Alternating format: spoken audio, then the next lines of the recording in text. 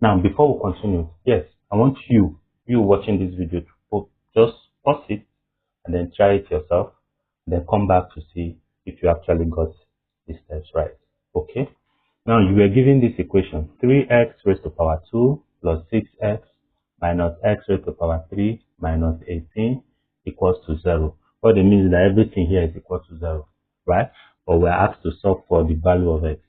So the first thing you do, like I said, arrange them according to their highest power. So this comes first, minus x raised to power 3, then plus 3x raised to power 2, then plus 6x, then minus 18 equals to 0. So now that you've rearranged them, the next thing we need to do is to make sure that we eliminate this minus here, because the highest power shouldn't be a negative, right? So to eliminate this minus here is to multiply every term here with this sign minus. So minus times this minus, you have plus, so this gives you, then minus times plus, you have minus, then 3x raised to power 2, minus times plus, you have minus 6x, and minus times minus, you have plus 18. Everything will be equal to 0.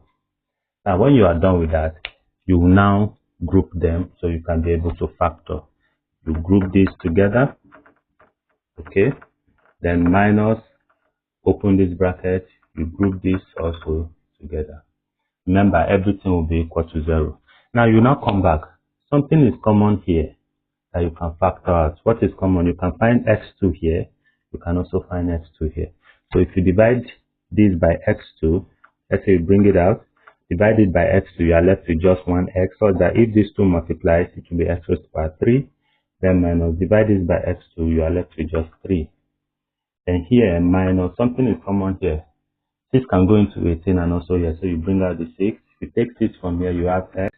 Then here we change to minus, so that if this minus multiplies this minus, you have plus. Are you there? Then 18 divided by 6, you have 3. Now you see you have these two groups together, and then you pick x raised to power 2 minus 6. Then you pick x raised x minus 3. Everything will be equal to 0. So you can now equate it. X raised to power 2 minus 6 will be equal to 0, or x minus 3 will be equal to 0. Now this is x raised to power 2 equals to 6, or x equals to 3. Now this, to find our x, we have to take the square root of both sides. So this becomes x equals to plus or minus square root of 6, or x equals to 3. So this gives you your answer. Is that okay? Bye-bye.